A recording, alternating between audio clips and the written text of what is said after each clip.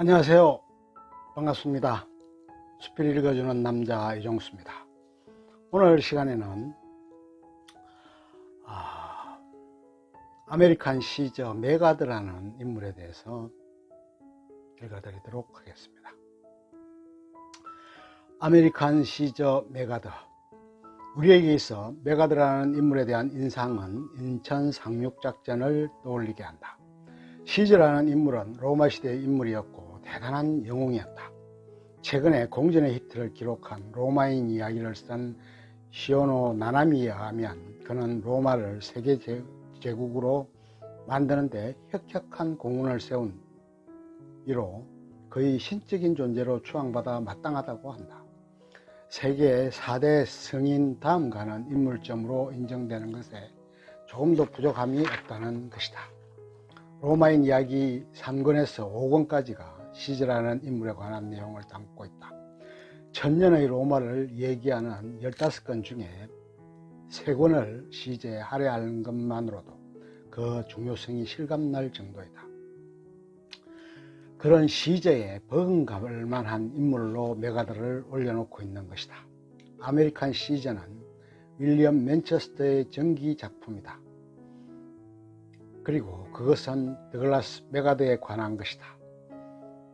1200페이지의 방대한 분량이다. 노병은 죽지 않는다. 다만 사라질 뿐이라고 했던 미국 최고의 영웅이라 할 만한 메가드에 관한 것을 세밀하고 정밀하고 세심한 고정을 거쳐 만든 것 같아 보입니다. 맨 먼저 시작하는 것은 그의 아버지에 관한 것이었다. 미 스페인 전쟁에 참전하셨고 남북전쟁에도 참전하였으며 필리핀에서의 생활도 경험한 아버지는 중장으로 예편한 군인이었다. 미 스페인 전쟁에서 미국이 승리하면서 필리핀에 대한 지배권 등을 갖게 된 것이다. 파나마 쪽에 폐색작전을 수행하게 되기도 한다. 그것을 러일 전쟁 때 여순의 폐색작전을 하게 만드는 단초를 제공하기도 했었다. 메가드는 젊은 초급 장교 시절 일본과 필리핀 등 아시아 제국들을 두루 둘러보며 그 국가와 지역에 대한 지식과 경험을 쌓게 되었다. 집에는 4,000권의 도서가 있었다고 한다. 그것을 읽으며 견문과 식견을 넓혀갖고 웨스트 포인트에 들어가 군인의 길을 걷게 된다. 그의 모친은 지독하게 아들에 대해 헌신적이었고 애정을 쏟아부었다. 처음에 결혼한 여자는 미국 생활에 더 익숙해 했고 그리워했다. 그런데 그는 필리핀에서 근무를 하다 보니 관계가 소원해졌다. 그의 명예를 훼손하지 않는 것을 조건으로 해서 이혼을 협의하게 됐다. 그러던 와중에 유럽 전선에 배치되게 됐다. 그는 2014년 17년까지 있었던 제1차 세계대전에 참전하면서 장군 진급까지 이르게 된다. 최연소로 38세쯤에 장군이 되었다. 그것에는 어머니의 노력과 헌신도 일조를 한 셈이 되었다. 특이한 복장으로 전선을 누볐던 그런 엄청난 공헌을 세우고 훈장도 여러 개 받게 된다. 50세의 나이에 참모총장까지 역임하게 된다. 그러다 1937년에 전쟁에서 퇴역하게 된다.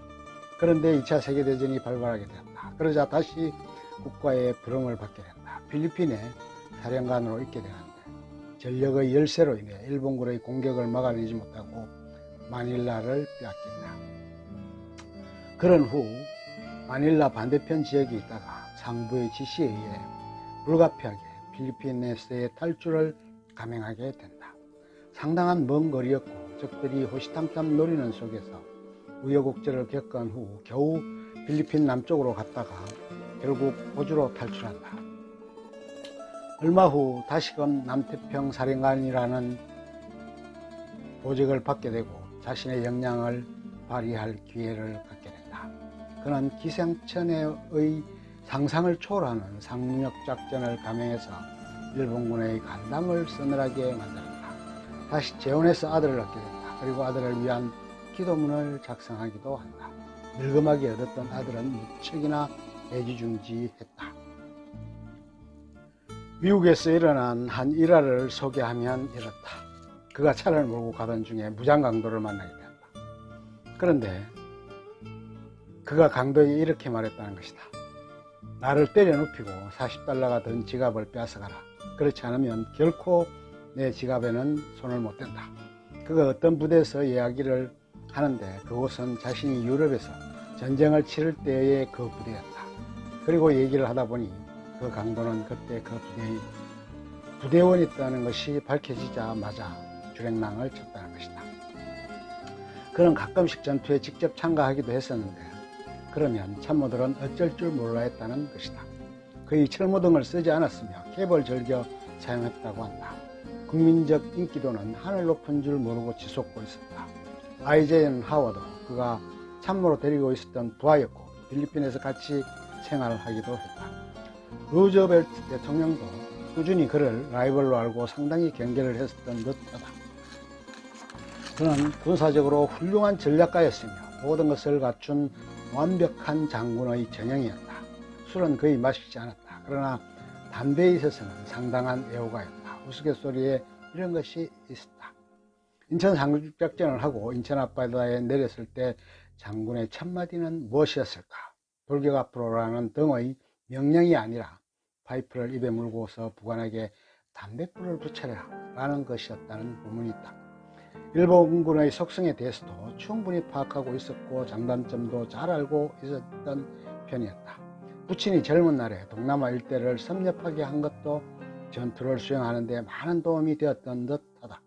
자신을 운명의 인간이라고 여겼다는 점에 상당히 인상적인 부분이었다. 결코 자신은 어떠한 상황에서도 어떠한 전투에서도 죽지 않을 것이라는 것이 신념으로 확고했다. 대통령이 되고자 했다면 능히 대통령이 되고도 남을 만한 능력과 경륜과 지혜를 가지고 있었다. 대통령과의 회담에서도 대통령께 경례를 하는 것이 아니라 악수를 했던 특이한 이력도 소개되고 있었다. 두 번째 결혼을 하기 전에는 정부를 데리고 있었던 모양이었는데 그것을 엄마에게 들킬까봐 전전긍긍하는 모습도 보여주기도 했다. 그와 관련되어 있던 나라는 한국, 일본, 필리핀, 호주 등 여러 나라가 있었다. 일본군은 점령군 사령관으로 군정을 실시하였고 한국 문서에 서명을 받기도 했었다. 한국은 한국전쟁에서 공적이 있었고 필리핀은 제2의 고향이라 할 정도로 애정이 깊었던 곳이었다. 호주는 필리핀에서 후퇴를 해서 새롭게 필리핀을 탈환할 때까지 머무른 곳이었다. 52년간 군생활을 했다고 하니 참으로 본인의 전형이 아니었을까 싶다. 그는 의무, 명예, 국가라는 것에 목숨을 걸었던 것이었다. 그에 대한 대중적인 인기는 무한정이었지만 정적이나 여타 사람들에게는 상당히 호불호가 갈렸던 것으로 여겨진다. 그의 일대기는 영화로도 77년에 제작되기도 했다. 필리핀에서의 철수에서부터 마지막 한국전의 참전, 그리고 마지막 의회에서의 연설, 그리고 끝과 시작은 웨스트포인트에서의 연설이었다. 2시간여 상영시간을 가지고 있었다. 항상 담대한 신념과 철학을 가지고 자기 소신을 굽히지 않고 자신의 의지를 관철시켜 나간 오늘날 미국을 1등 국가로 만든 공신에 해당되지 않을까. 미국보다도 필리핀 등 아시아 제국에 더 큰 영향을 끼쳤던 것은 아니었을까. 어느 곳에서도 그는 그를 싫어하는 이들이 없을 정도로 대중적인 인기를 한몸에 받았던 듯하다.